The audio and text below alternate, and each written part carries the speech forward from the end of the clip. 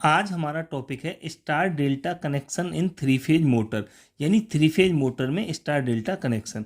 आज हम जानेंगे कि स्टार डेल्टा कनेक्शन क्या होते हैं और इन्हें थ्री फेज मोटर में हमें क्यों करना पड़ता है।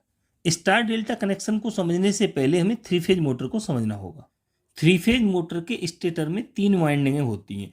इन तीनों वाइंडिंगों को थ्री फेज सप्लाई से कनेक्ट किया जाता है। जब इन तीनों वाइंडिंगों को हम थ्री फेज सप्लाई देते हैं तो मोटर घूमने लगती है।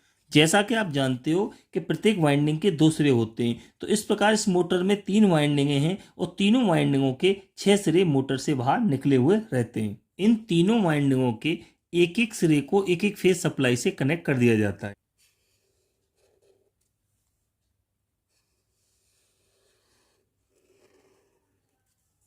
एक वाइंडिंग के एक तार को आर फेज से, दूसरी वाइंडिंग के एक तार को वाई फेज से तथा तीसरी वाइंडिंग के एक तार को बी फेज से यानी ब्लू वाले फेज से कनेक्ट किया है। बाकी के अब एक एक तार बच गए, यानी जो वाइंडिंगों का एक एक सिरा बच गया। अब इस एक एक सिरे को इस मोटर में किस तरह से कनेक्ट किया जाए, क्योंकि इस कंडीशन पर ये मोटर वर्क तो करेगी नहीं, क्योंकि ये वाइंडिंग भी ओपन सर्किट है, ये वाइंडिंग भी ओपन सर्किट है और ये वाइंडिंग भी ओपन सर्किट है। अब बाकी के इन 3 सिरों को आपस में किस तरह से कनेक्ट किया जाए, उसी क्रम को हम स्टार या डेल्टा कनेक्शन कहते हैं। स्टेटर के अब ये 3 सिरे बच गए, इनको 2 तरीके से कनेक्ट किया जाता है। एक तरीका होता है स्टार और दूसरा तरीका होता है डेल्टा। अब हम जानेंगे कि स्टार और डेल्टा किस तरह से कनेक्शन किए जाते हैं। ये हमारी थ्री फेज मोटर है, इसमें 3 वाइंडिंग है। मान लो ये वाइंडिंग का नाम ए है, इस वाइंडिंग का नाम बी है और इस वाइंडिंग का नाम सी है।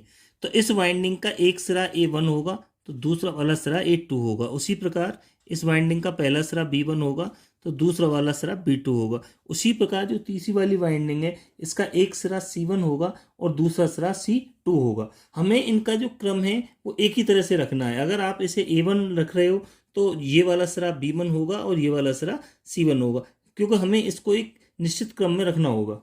तो सबसे पहले हम इसका कनेक्शन स्टार में करते हैं। स्टार में कनेक्शन कैसे होता है, आइए समझते हैं। स्टार में कनेक्शन करने के लिए हम क्या करते हैं, जो हमारी ये तीनों वाइंडिंगें हैं A B C, इनके एक एक सिरे को आपस में शॉर्ट कर देते हैं। यानी जो A2 B2 और C2, यानी जो A2 वाला सिरा और जो B2 वाला सिरा और C2 वाला सिरा, इन तीनों को आपस में शॉर्ट कर देते हैं, यानी एक दूसरे के साथ इन तीनों को आपस में कनेक्ट कर देते हैं। बाकी के जो 3 सिरे बचते हैं उनको हम थ्री फेज सप्लाई से कनेक्ट कर देते हैं, यानी इन तीनों सिरों को थ्री फेज सप्लाई दे दी जाती है, बाकी के 3 सिरे आपस में शॉर्ट कर दिए जाते हैं। तो इस प्रकार से यहाँ पर एक स्टार बनकर तैयार हो जाता है। एक वाइंडिंग को आर फेज दिया गया है, दूसरी वाइंडिंग को वाई फेज दिया गया है और तीसरी वाइंडिंग को बी फेज दिया गया है, यानी तीनों वाइंडिंगों में एक ही फेज की सप्लाई मिल रही है। इसमें क्या होता है कि प्रत्येक वाइंडिंग को सिर्फ 220 वोल्ट की सप्लाई मिलती है और बाकी का जो ये तीनों पॉइंट यहाँ पर मिलते हैं, यानी जो तीनों वाइंडिंगों के एक एक सिरे मिलते हैं, वहां पर न्यूट्रल तैयार हो जाता है। ये थ्री फेज मोटर का टर्मिनल बॉक्स है। जो थ्री फेज मोटर होती है, इसके स्टेटर से 6 तार निकल के आते हैं, क्योंकि यहाँ पर 3 वाइंडिंगें हैं, प्रत्येक वाइंडिंग के 2-2 तार होते हैं, तो ये 6 तार इस टर्मिनल बॉक्स पर आकर कनेक्ट किए जाते हैं। जैसे इस टर्मिनल के साथ हमने ये A1 वाला सिरा कनेक्ट किया है, इस टर्मिनल के साथ हमने B1 वाला सिरा कनेक्ट किया है और इस टर्मिनल के साथ हमने C1 वाला सिरा कनेक्ट किया है। उसी प्रकार जो ऊपर के जो 3 टर्मिनल बचे हुए हैं, यहाँ पर हमने A2 वाला सिरा कनेक्ट किया है, यानी ये जो A2 वाला सिरा है उसको हमने यहाँ पर कनेक्ट किया है और यहाँ पर B2 वाला सिरा और यहाँ पर C2 वाला सिरा कनेक्ट किया है।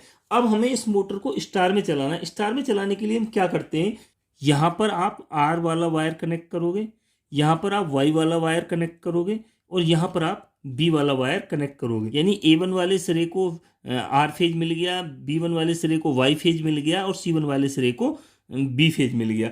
अब बाकी के जो 3 सिरे बचे, इन तीनों को अगर हम आपस में शॉर्ट कर दें तो वो स्टार कनेक्शन बन जाएगा। ये तीनों तार आपस में शॉर्ट कर दिए, इस प्रकार से एक स्टार कनेक्शन बनकर तैयार हो जाता है।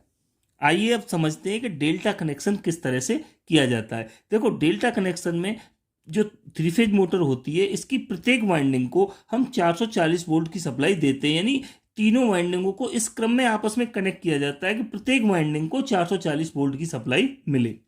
देखिए, डेल्टा कनेक्शन में क्या होता है कि जो A1 वाला सिरा है उसको हम C2 वाले सिरे के साथ और जो C1 वाला सिरा है उसको B2 वाले सिरे के साथ और जो B1 वाला सिरा है उसे A2 वाले सिरे के साथ आपस में कनेक्ट कर देते हैं। तो इस प्रकार से एक डेल्टा आकृति बनकर तैयार हो जाती है। इस प्रकार ये तीन जो टर्मिनल तैयार हुए हैं, इन तीनों टर्मिनलों को हम R, Y और B थ्री फेज सप्लाई से कनेक्ट कर देते हैं और हमारी मोटर काम करने लग जाती है। जो हमारा डेल्टा कनेक्शन होता है, इसमें तीनों वाइंडिंगों के लिए 440 वोल्ट की सप्लाई मिलती है। ये मोटर का टर्मिनल बॉक्स है। पहले वाले टर्मिनल के साथ मोटर का A1 वाला वायर कनेक्ट है, दूसरे वाले टर्मिनल के साथ मोटर का B1 वाला वायर कनेक्ट है और तीसरे वाले टर्मिनल के साथ मोटर का C1 वाला वायर कनेक्ट है। अब हम क्या करते हैं कि जो बाकी के जो तीन टर्मिनल हैं उनके साथ भी तीनों वायरों को कनेक्ट कर देते हैं। यानी यहाँ पर हम A2 वाला वायर, यहाँ पर B2 वाला और यहाँ पर C2 वाला, यानी जो ये बाकी के जो तीन वायर हैं, इन तीनों वायरों को इन टर्मिनलों के साथ हमने कनेक्ट कर दिया है। अब हम इस मोटर को डेल्टा में चलाएंगे। तो डेल्टा में चलाने के लिए हमें क्या करना है, क्योंकि आपको मैंने पहले ही बता दिया था कि जब हमें मोटर को डेल्टा में चलाना है तो प्रत्येक जो वाइंडिंग होती है उसको 440 वोल्ट की सप्लाई से कनेक्ट करते हैं। तो जैसा कि मैंने पहले फिगर में बताया था जब मैंने डेल्टा बनाया था कि जो A1 वाला वायर है उसे C2 के साथ, जो B1 वाला वायर था उसे A2 के साथ और जो C1 वाला वायर था उसे B2 के साथ आपस में हमने कनेक्ट कर दिया था। यानी एक के साथ हमने R फेज, दूसरे के साथ B और तीसरे के साथ Y, यानी तीनों टर्मिनलों को हमने थ्री फेज सप्लाई से कनेक्ट कर दिया। अब देखो जो R फेज है ये A1 वाले टर्मिनल से भी कनेक्ट है और C2 वाले से भी कनेक्ट है। यानी जो R फेज की पावर है यहाँ भी मिल रही है और यहाँ भी मिल रही है। यानी जो A वाली कॉइल है या A वाली वाइंडिंग है इसमें भी R फेज मिल रहा है और जो ये C वाली वाइंडिंग है इसमें भी R फेज मिल रहा है। उसी प्रकार जो B वाला फेज है वो B1 के साथ और A2 के साथ कनेक्ट है। यानी जो B वाला फेज है वो B वाली वाइंडिंग इसमें भी उसकी सप्लाई आ रही है और जो A वाली वाइंडिंग है इसमें भी आ रही है। तो इस प्रकार A वाली वाइंडिंग में दो प्रकार की सप्लाई आ गई, इधर से इसको रेड मिल गई, उधर से इसको B मिल गई। उसी प्रकार जो ये C वाली वाइंडिंग है, इस C वाली वाइंडिंग में एक साइड से Y सप्लाई मिल गई और दूसरी साइड से देखो यहाँ पर मैंने रेड सप्लाई दी हुई है, यानी रेड वाले वायर की सप्लाई दी हुई है, तो यहाँ पर भी दो सप्लाई मिल गई। उसी प्रकार जो B वाली वाइंडिंग है इसमें एक साइड से तो देखो Y वाली पावर मिल रही है, यानी Y वाले जो फेज है, Y वाला फेज है उसकी पावर मिल रही है और जो दूसरी साइड से इसे ब्लू वाला फेज है वहाँ की पावर मिल रही है। यानी तीनों जो वाइंडिंग है, तीनों वाइंडिंगों को दो दो फेज की सप्लाई मिल रही है। इस प्रकार इस मोटर की प्रत्येक वाइंडिंग में 440 वोल्ट की सप्लाई मिल रही है। यानी डेल्टा में जब हम मोटर को चलाते हैं तो प्रत्येक वाइंडिंग को 440 वोल्ट मिलते हैं। जब हम मोटर को स्टार में चलाते हैं तो प्रत्येक वाइंडिंग को 220 वोल्ट मिलते हैं। स्टार कनेक्शन में जो तीन टर्मिनल होते हैं उनको एक एक फेज सप्लाई से कनेक्ट कर दिया जाता है और बाकी के जो तीनों टर्मिनल होते हैं उनको आपस में शॉर्ट कर दिया जाता है। तो इस तरह से एक स्टार कनेक्शन बनकर तैयार हो जाता है। डेल्टा कनेक्शन में हम क्या करते हैं कि जो दो दो टर्मिनलों को आपस में शॉर्ट कर दिया जाता है, यानी A1 को C2 के साथ, B1 को A2 के साथ और C1 को B2 के साथ, इनको आपस में शॉर्ट कर दिया जाता है और इन तीनों टर्मिनलों को हम थ्री फेज सप्लाई से कनेक्ट कर देते हैं। तो जिससे क्या हो जाता है कि प्रत्येक वाइंडिंग को हमें 440 वोल्ट मिलने लग जाती है और यहाँ पर प्रत्येक वाइंडिंग को हमें 220 वोल्ट सप्लाई मिलती है।